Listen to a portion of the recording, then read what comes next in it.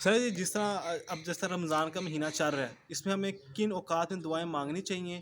اور یہ جو کہتے ہیں کہ اذان اور اقامت کے درمیان جو دعا مانگی جائے، کیا وہ واقعی قبول ہوتی ہے؟ اس کے بارے میں آپ کیا کہتے ہیں؟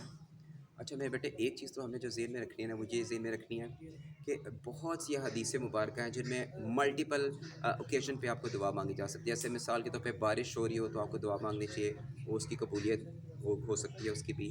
اچھا، پھر آپ کسی مریض کی عیادت کرنے کے لیے جائیں تو آپ اس کے پاس بیٹھے ہوئے مریض سے کہیں کہ وہ آپ کے حق میں دعا مانگے، یہ بھی ایک جگہ پہ مینشن ہے. اچھا، پھر اس کے بعد جیسے آپ نے بات کی کہ اذان اور اقامت کے درمیان ہے، اس کے بارے میں بھی کہا جاتا ہے کہ اگر آپ ان کے درمیان میں دعا مانگیں تو وہ بھی قبولیت کے درجے پہ پہنچتی ہے. پھر فرض نماز کے بعد دعا مانگی جائے تو بھی اس کے بارے میں بھی کہا جاتا ہے وہ بھی قبولیت کے درجے پہ پہنچتی ہے. پھر رات کو جب اللہ تعالیٰ پہلے آسمان پر آتے ہیں، یعنی جو تہجد کا وقت ہے، اس وقت دعا مانگی جائے تو بھی کہا جاتا ہے کہ وہ قبولیت کی مرتبے پہ فائز ہوتی ہے. لیکن اصل میں بیٹے جو چیز ہم بھول جاتے ہیں نا، اصل میں سب سے بڑا جو میری ذاتی رائے ہے کہ جو انڈرسٹینڈنگ دین کے اندر ہے نا، وہ ہم پتہ کیا کرتے ہیں، ہم کسی ایک چیز کو سنتے ہیں، ٹھیک ہے، اور اس کے پس منظر کو سمجھے بغیر ہم اس کو امپلیمنٹ کرنے کی کوشش کرتے ہیں. جیسے میرا آپ سے ایک سوال ہے، سادہ سا سوال ہے.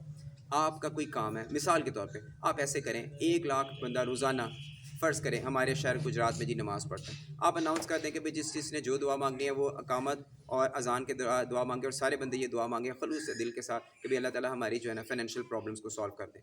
آپ اپنے دل پہ ہاتھ رکھ کے بتائیں کہ سب کی فائنینشیل پرابلم سالو ہو جائیں گی دعا سے؟ نہیں ہوں گی، نہیں. نہیں ہوں گی. اصل میں چیز کیا ہے، اللہ تعالیٰ ہر بندے کے ساتھ اس کی نیت کے حساب سے معاملہ کرتا ہے.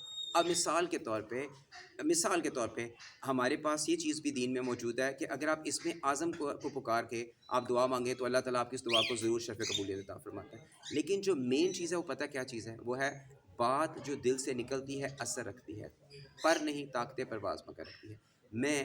مجھے نہیں پتا کہ اللہ اکبر اس میں اعظم ہے کہ نہیں ہے، لیکن اگر میں اللہ اکبر کو جان کے اللہ اکبر کیا ہے، اللہ تعالیٰ آپ ہی کی کبریائی ہے، آپ سے بڑا کوئی نہیں ہے، میں آپ کے علاوہ کس سے مدد کروں، آپ ہی سے میں نے مدد طلب کرنی ہے. تو اگر آپ خلوص نیت کے ساتھ اللہ کو پکاریں اور کسی وقت پہ بھی پکاریں، دیکھیے کسی وقت پر بھی پکاریں تو اللہ تعالیٰ آپ کی دعا کو شرف قبولیت عطا کرے گا. ایک بات لیکن اس میں ایک چیز ضرور یار مینشن کروں گا، وہ پتہ کیا چیز مینشن کروں گا، میں پھر آپ سے کہوں گا. دیکھیں کہ جو اللہ تعالیٰ اور بندے کے معاملات ہیں نا، یہ اللہ اور بندے کے معاملات صرف اللہ ہی سمجھ سکتا ہے. مثال کے طور پہ اللہ کے بہت برگزیدہ بندے ہیں، وہ دعا جو مانگیں گے ان کی دعا کا جو سناریو ہوگا، ان کی دعا کا جو متن ہوگا وہ انٹائرلی ڈفرینٹ ہوگا. جو عام بندے کی دعا ہوگی وہ ڈفرینٹ ہوگی. سب سے زبردست جو چیز مجھے اس میں ملی، جس پہ میرا جو عقیدہ بھی ہے، جس پہ میرا بلیو ہے، وہ حضرت علی علیہ السلام کا ایک قول ہے. وہ کہتے ہیں کہ جب رات کو تہجد کے وقت آپ اللہ تعالیٰ سے دعا مانگتے ہیں تو ایسا ہو ہی نہیں سکتا کہ اللہ تعالیٰ کی ذات آپ کو کچھ نہ کچھ عطا نہ کرے. دیکھیں یہ پوائنٹ سمجھنا سب سے زیادہ ضروری ہے دعا کے حساب سے.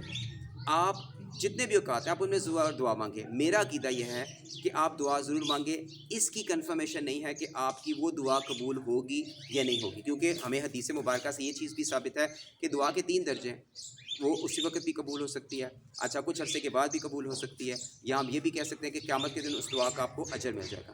لیکن جو مجھے سب سے زبردست انٹرپریٹیشن دعا کے ریفرنس میں ملی وہ کیا ملی، حضرت علی علیہ السلام فرماتے ہیں کہ آپ جب تہجد کے وقت رات کو دعا مانگتے ہیں، ایسا ہو ہی نہیں سکتا کہ آپ اللہ کے دربار میں حاضری دیں، اللہ سے دعا مانگیں اور وہ آپ کو کچھ نہ دے، کچھ نہ دے.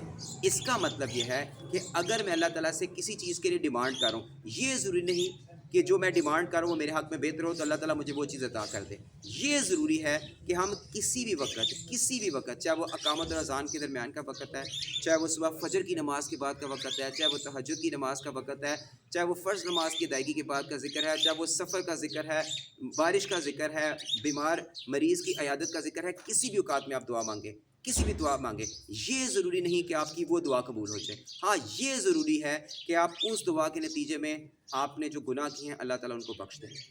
یہ ضروری ہے کہ آپ اس دعا کے نتیجے میں آپ کے سامنے کوئی مشکل آنے والی ہے، اللہ اس دعا کے صدقے آپ کی اس مشکل کو حل کر دے یا آپ کی اس مشکل کو آپ سے پرے کر دے.